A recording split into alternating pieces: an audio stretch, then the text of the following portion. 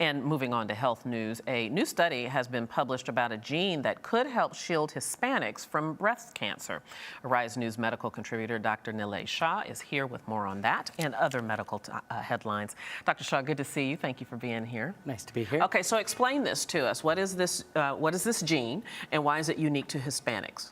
Well, it's a genetic variant that is found in the population where when they have one copy of the gene, they're actually protected by breast cancer by roughly 20%. Two copies confer a greater degree of safety to them.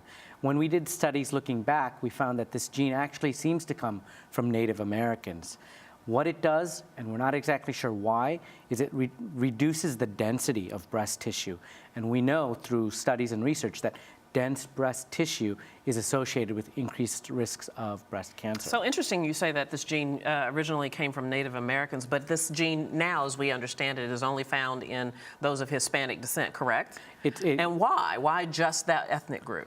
It really is a good question that we have to figure out. Genetics, typically we go with genetic studies that show how genes trace through the population and over different areas. In this subpopulation, there's other genes that are activating this gene for whatever reason. We're not sure yet, but once we find out what the gene produces and why it results in that change in the breast tissue, it'll lead towards a cure possibly. Okay, yeah, and we want to talk more about that as we know more. Let's move on. Apparently there have been some supplements that have been sold that have been tainted with bacteria. How did this happen? Well, unfortunately, the supplement business is big business in this country. In the United States, it's a $30 billion business annually. And the problem is it's not regulated by the FDA. The rules are they have to list what the ingredients are, but that's about it. With regular medications, the FDA does checks on the medications, seeing that the ingredients are clean and pure and accurate.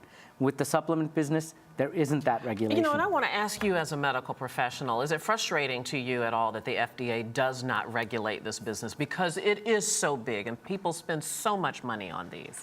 Unfortunately, it's a growing business too, because people are looking for alternative approaches to improving their health. And they're taking their own life into their hands sometimes because of this problem, unfortunately. And it's too big a business. The FDA is not equipped to handle it. They don't have the manpower to regulate drugs that are prescription.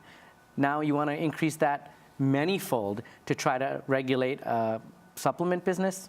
I'd have to say good luck until funding increases dramatically. Yeah, I understand it's not realistic, but it might be necessary down the road. Absolutely. I think from a public safety perspective, we need to do something sooner rather than later. All right, let's move on and talk about one other disease that doesn't get much attention anymore, but it's still very much around, and that's tuberculosis. Sure, absolutely. Unfortunately, it's actually a much bigger killer than Ebola.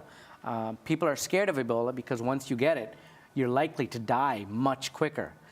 Tuberculosis, on the other hand, is an indolent, slow disease. You get sick. You can get sicker over a period of weeks to months to years before it actually kills you off.